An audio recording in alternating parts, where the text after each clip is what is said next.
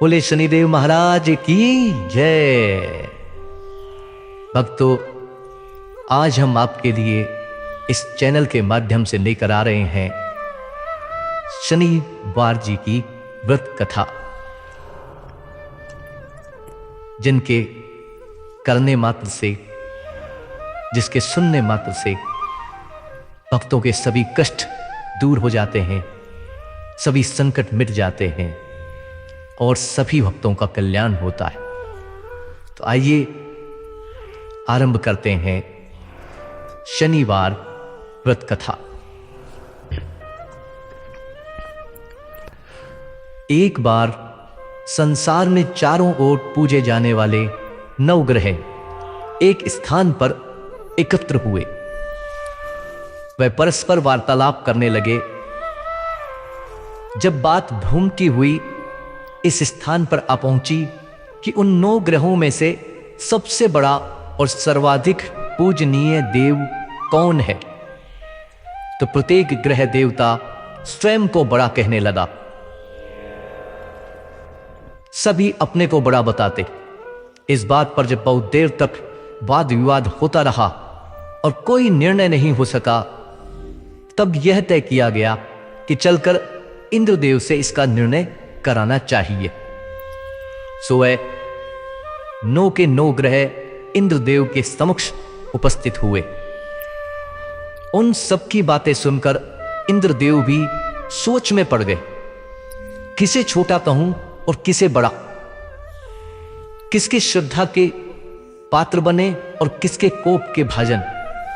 अंत में निर्णय न करते हुए वह बोले, मैं अल्प बुद्धि इस बात का निर्णय करने में असमर्थ हूं।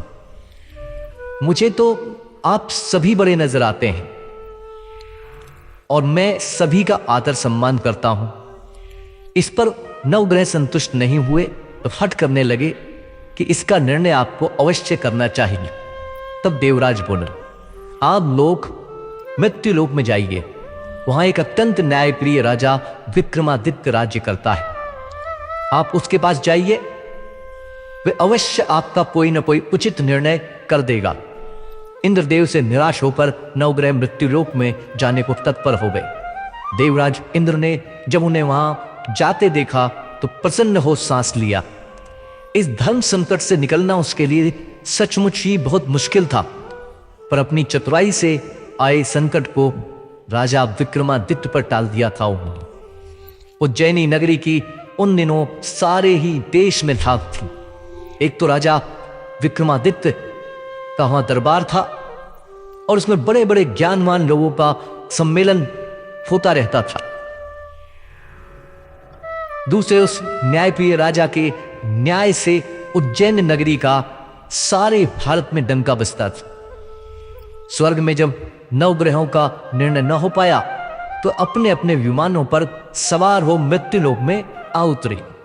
ठीक उस समय जब राजा विक्रमादित्य का दरबार ठसाठस भरा हुआ था, तब 9 ग्रह वहां आ पहुंची। 9 ग्रहों को इकट्ठे देखकर विक्रमादित्य अपने सिंहासन से उठ खड़े हुए और सभी देवों को सम्मान पूर्वक आसन ग्रहण करने का अनुरोध करने लगे, पर उनमें से किसी ने भी आसन ग्रहण नहीं किया।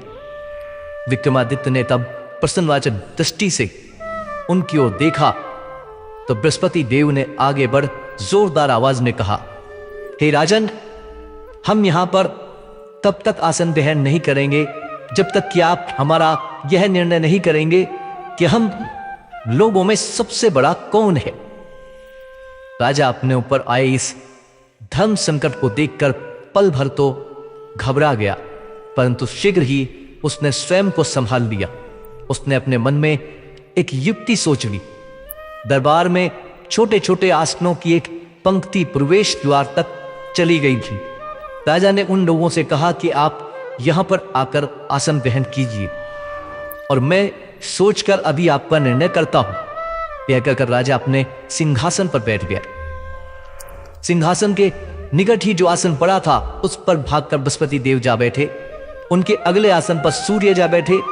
सूर्य के निकट ही चंद्रमा और फिर इसी प्रकार से बुध, मंगल, राहु, केतु इत्यादि ने भी अपना अपना आसन ग्रहण कर लिया। पंक्ति में 8वें थे भार्गव, किंतु उन्हें भी संतोष था कि उनके बाद शनिश्चर बैठेंगे, किंतु आसन प्रवेश द्वार के समीप होने के कारण और सबसे अंत में होने के कारण शनिदेव उस पर नहीं बैठे। राजा विक्रमादित्य ने सोचा कि जो ग्रह उस अंतिम आसन पर बैठेगा वह उसी को विनय और दयाशील के आधार पर बड़ा कर देंगे। पर वहां तो बात ही दूसरी हो गई। शनिदेव अति क्रोधी और विकट स्वभाव के देवता हैं। जब वह नहीं बैठे तो 8 ग्रह खिलखिलाकर हंस पड़े। अपना इस प्रकार से अपमान होता देखकर शनिदेव की आंखें क्रोध से लाल हो गई और भौहें तन गई। क्रोध से कांपते हुए बोले, राजन, मुझसे बैर लेकर तुमने अच्छा नहीं किया। क्या समझकर तुमने मुझे इस प्रकार से अपमानित करना चाहा है और क्यों मुझे अंत में बिठाना चाहा है? चांद को ग्रहण 2.25 दिन रहता है और सूर्य, शुक्र और बुध को केवल आधा मास, सोम और मंगल 2 मास और गुरु 13 मास, राहु और केतु 18 मास रहते हैं, लेकिन मैं 7.5 वर्ष तक रहता हूं। इसलिए हे राजन, अब तू सावधान हो जा। तूने जो अपमान किया है उसका दंड तुझे अवश्य मिलेगा। राजा के कुछ दिन तो आराम से बीते, लेकिन शीघ्र ही शनिदेव की दृष्टि फिरी और राजा पर सारे साथी आवे। उन्हीं दिनों एक व्यापारी कुछ घोड़े बेचने के लिए उज्जैन नगरी में आया। सुंदर सुंदर घोड़े देखकर राजा का जी ललचा गया। राजा ने उसे खरीदने का आदेश दिया। घोड़ों में एक घोड़ा भौर नाम का था। राजा उस पर चढ़कर देखने लगा। कुछ देर तक तो घोड़ा राजा को लिए वहां घूमता रहा, लेकिन फिर सहसा भाग खड़ा हुआ। राजा को बड़ा अचंभा हुआ। घोड़ा एक भयानक जंगल में राजा को पटक कर अंतर ध्यान हो गया। राजा अकेला उस वीरान जंगल में भटकने लगा। शाम के समय जब उसे बहुत प्यास सताने लगी तो वह जोर जोर से चिल्लाने लगा। उधर एक पगडंडी से ग्वाला अपने गांव को जा रहा था। वह राजा की आवाज सुनकर रुक गया। राजा उसके पास गया। ग्वाले ने उसकी व्यथा जानकर उसे निकट की नदी में ले जाकर पानी पिलाया।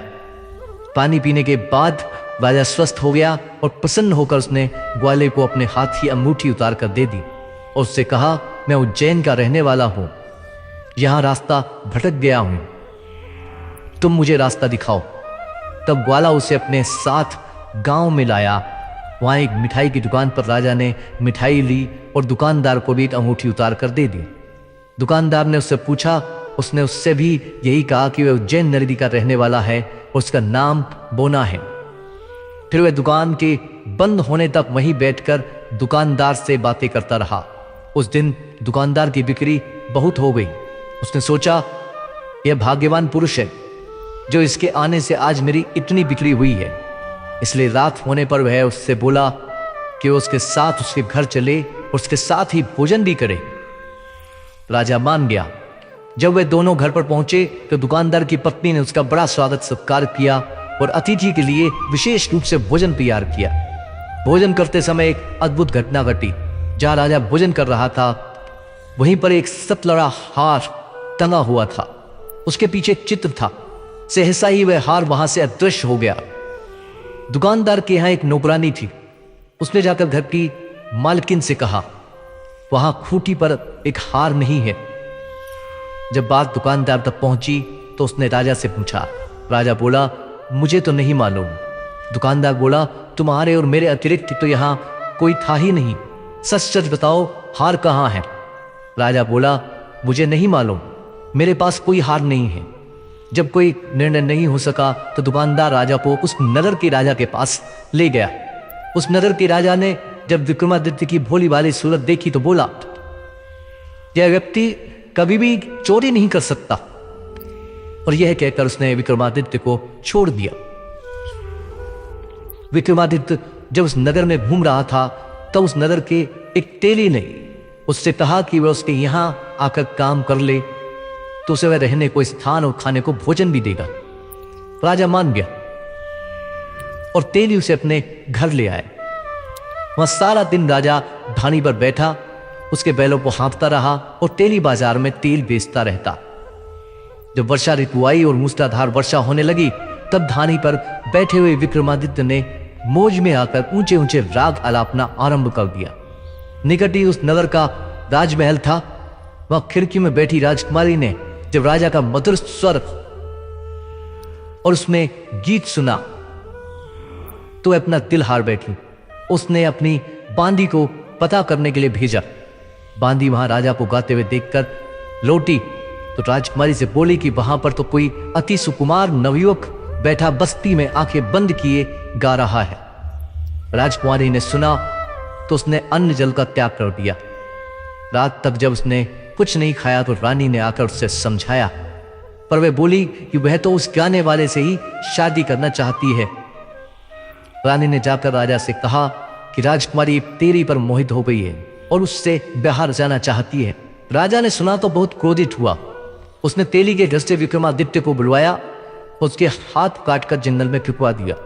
यह बात जब राजकुमारी को पता चली तो वह और भी अपनी बात पर दृढ़ हो गई और बोली, मैंने तो अब उसी से ही ब्याह रचाना है। मैंने उसे वर मान लिया है, वह चाहे कैसा भी है मैं उसी से विवाह करूंगी। बेटी की हट देखकर लाचार हो राजा ने दोबारा विक्रमादित्य को नगर में बुलवाया और उससे राजकुमारी का मामूली ढंग से पानी ग्रहण करवाया और एक साधारण मकान में दोनों को बसा दिया। दोनों वही रहने लगे। एक दिन जब विक्रमादित्य सोया था तो स्वप्न में उसे शनिदेव महाराज नजर आए। विक्रमादित्य ने उनसे सामने जाकर नमस्कार किया और क्षमा याचना की। शनिदेव ने उन्हें आशीर्वाद दिया और बोले कि तुम्हारी 7.5 वर्ष हम खत्म हो गए हैं। राजा बोला, मुझसे जो गलती हुई उसके लिए मुझे क्षमा कर दीजिए। शनिदेव ने मुस्कुराकर उसे आशीर्वाद दिया और राजा को दोनों हाथ दोबारा मिल गए। राजा ने अपनी पत्नी राजकुमारी को रात को जगाया नहीं। वह रात को उसके गले में अपनी बाहें डालकर सो गया। सुबह राजकुमारी की आंख खुली तो उसने अपनी गर्दन में बाहें पड़ी देखी। वह चौंक कर उठ बैठी, लेकिन शीघ्र ही विक्रमादित्य ने जाकर उसको सब कुछ समझा दिया। जब वहां के राजा को यह बात मालूम हुई तो वह भागा भागा आया और उस अपंग को फिर से स्वस्थ देखकर चकित रह गया। उससे भी विक्रमादित्य ने यही कहा कि यह सब शनिदेव जी की कृपा का फल है और विक्रमादित्य ने अपना वास्तविक परिचय भी उस राजा को दिया और सारा किस्सा विस्तार से सुनाया। सुनते ही राजा विक्रमादित्य के चरणों में गिर गया और क्षमा याचना करने लगा। यह खबर शीघ्र ही सारे नगर में फैल गई। दुकानदार को जब यह खबर मिली तो वह भागा भागा विक्रमादित्य के पांव में आकर लौटने लगा। विक्रमादित्य ने उसे उठाकर आसन पर बिठाया और कहा, तुम घर जाकर उसी खूंटी पर देखो, हार टंगा होगा। सच ही दुकानदार ने देखा तो हार वही टंगा हुआ था। फिर विक्रमादित्य ने वहां के राजा से विदा मांगी। तब वहां के राजा ने हाथी, घोड़े, नौकर, नौकरानियों के साथ लश्कर समेत विक्रमादित्य को विदा किया। राजा विक्रमादित्य जब राजकुमारी को लेकर अपनी नगरी उज्जैनी में लश्कर समेत पहुंचा तो सारी नगरी में उत्साह छा गया। अपने राजमहल में प्रवेश करने से पूर्व विक्रमादित्य ने नवग्रह की पूजा की और शनिदेव को सर्वोच्च स्थान दिया। साथ ही उसने नगर में ढिंढोरा पिटवा दिया कि शनिदेव मनोवांछित फलों को देने वाले हैं और नवग्रह में सर्वोच्च स्थान रखते हैं। इस प्रकार शनिदेव को मनाकर विक्रमादित्य ने अपने राज्य, यश और कीर्ति को अमर कर लिया। बोले शनिदेव महाराज की जय, बोलो श्री नवग्रह महाराज की जय। प्रिय भक्तों, यहां पर शनिवार की व्रत कथा समाप्त होती है। नमस्कार।